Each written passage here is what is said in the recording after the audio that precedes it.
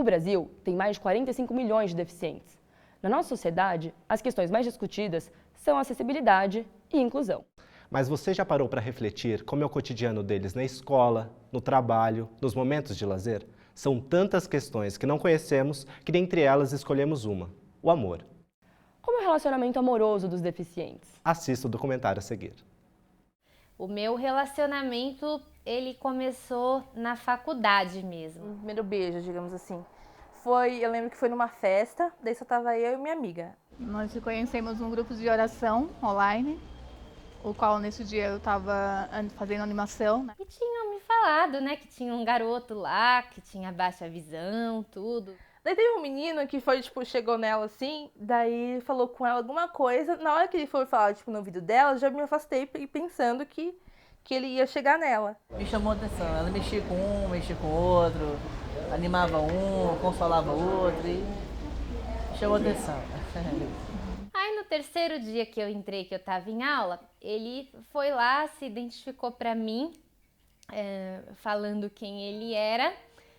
Só que aí eu falei, prazer, tal. Daí ele saiu de perto dela e foi pra perto de mim. Daí ele começou a puxar assunto e bababá. Daí a gente foi no barzinho que tinha no lugar. Daí a gente sentou e a gente ficou lá. Namoramos há quase 4 anos. Nós iremos fazer 4 anos em julho. Ele pegou e falou assim um dia, quando a gente tava na cara, eu preciso te falar uma coisa. Aí eu falei, o quê? Eu tô nervoso. Falei, não, fala. Ele falou, olha, eu tô gostando de você. Você quer namorar comigo?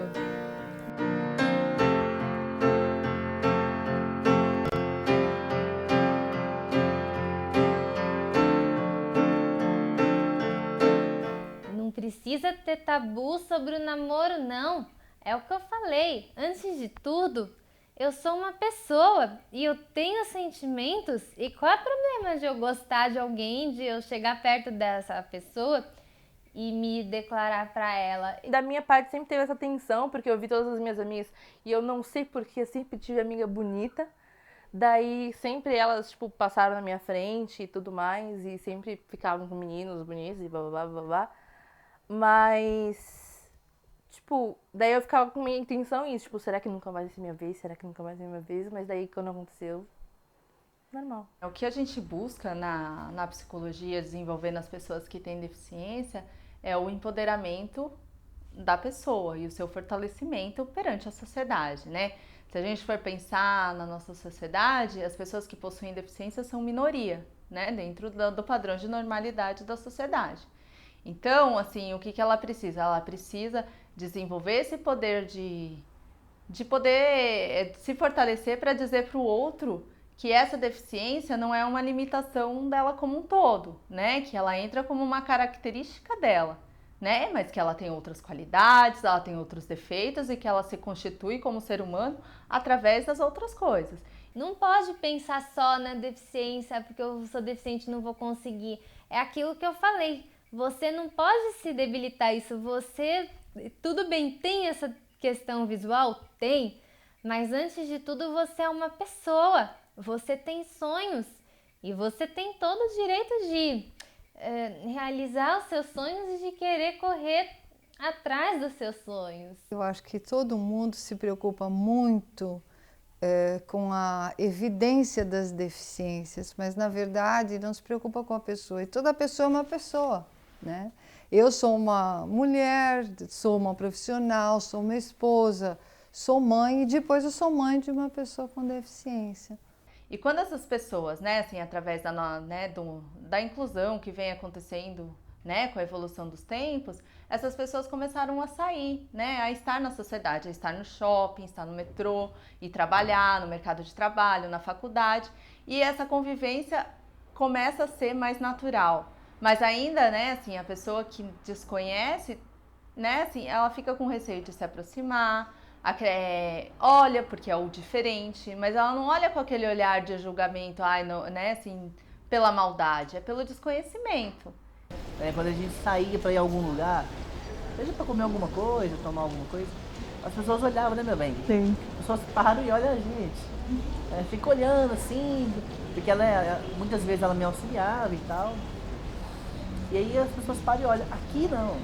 Aqui não olha. Aqui é diferente, é outra cultura, é outro pensamento. E as pessoas, um ou outro, olha, beleza, mas não fixa o olhar, né? E a gente até brinca, quando a Cleide vai pra minha cidade, alguém tá olhando, ela já acena, ela sorri, ela olha pra pessoa, né? Vira mais ou menos a direção, né? Me vê onde tá, eu também aceno, pra quebrar esse gelo, né? Pra mostrar para as pessoas que a gente também pode sair, se divertir, né? Conviver em sociedade. Quando eu tô com as minhas amigas no shopping, com a minha mãe no shopping, alguma coisa do tipo, daí tem aqueles espelhos no meio das lojas e tudo mais, daí eu passo assim, daí na hora que eu volto e que eu olho, tipo, eu esqueço totalmente que eu sou anã, daí eu olho assim e começo a rir de mim mesma, sabe? Porque, não sei, eu esqueço que eu sou anã, então... Infelizmente, eu posso até dizer que tem muitas pessoas com deficiência visual que acabam sendo, né, um pouco orgulhosas. Por exemplo, quando eu saio na rua, eu tenho o maior orgulho de usar minha bengala. Sem ela, eu não sou nada. Agora, às vezes, tem pessoas que têm a maior boa vontade, que querem ajudar, que estão aí com o maior carinho, com o maior amor, e eles não querem aceitar. Falem, não, sai daqui, sai, não quero essa ajuda. E isso também é muito ruim para um relacionamento, porque eu penso que todo mundo precisa de todo mundo, né? Vocês, por exemplo, precisam de mim para esse documentário e eu preciso de ajuda. Nós, seres humanos, temos muito medo do desconhecido. E isso acaba acontecendo por falta de informação, né? Então as pessoas da sociedade acabam tendo lá, né, estabelecido por falta de informação alguns preconceitos perante a pessoa com deficiência, que ela é um coitadinho, né, assim, que ela não tem capacidade de trabalhar, que ela não tem capacidade de namorar, que ela tem que ficar ali no mundinho dela. Da própria sociedade, né? Você tá vendo o casal com deficiência, nossa, mas como ele vai se virar? Né? E a pessoa que não tem deficiência e a outra tem, nossa, não existe amor ali. Como que vai existir amor? Ela tem deficiência, não tem nenhuma.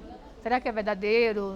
Ou é pena, que tá com pena e tá com essa pessoa? Entendeu? Mas o namoro, eu acho que o medo que eu tinha e que a gente tem é o medo de todas as mães, né? Que pessoa, de fato, vai estar do seu lado.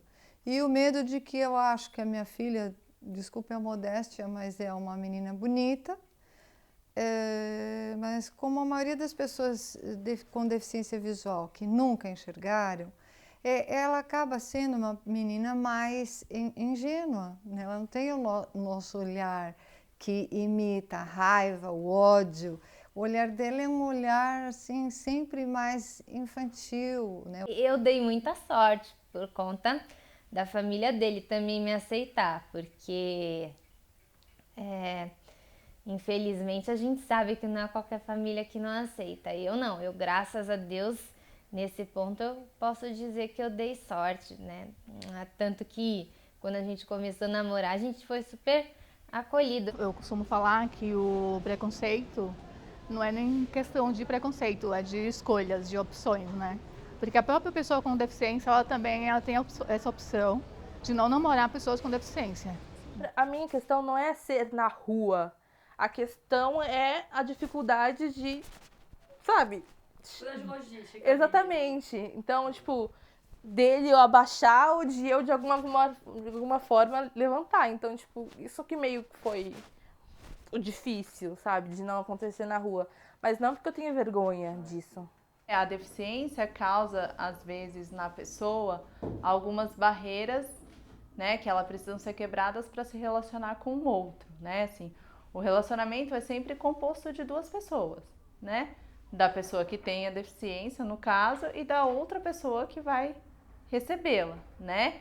É claro que, né, assim, por toda a nossa história, né, assim, das pessoas com deficiência, existe toda uma estigmatização dessas pessoas, né? E isso, a pessoa que tem a deficiência, ela sente. E aí isso faz com que reflita na forma com que ela vai se relacionar com o outro, né? Mas isso é muito de cada indivíduo. Tem pessoas que apresentam esse bloqueio interno e tem pessoas que se relacionam muito bem com os outros.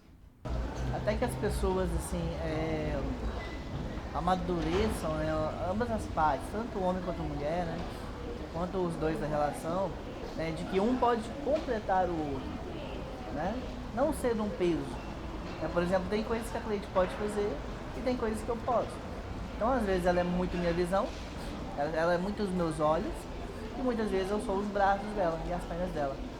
Eu tateando o rosto dele, ele é lindo. E fora que a religião tem um passo para o nosso namoro, né? Foi a partir dela que nós nos conhecemos, né? E juntando todo esse dinheiro que eu for trabalhando para casar, porque casar é legal, mas não é brinquedo não. A gente só sabe de fato que a gente vai casar e deseja casar aqui no santuário onde a gente está gravando.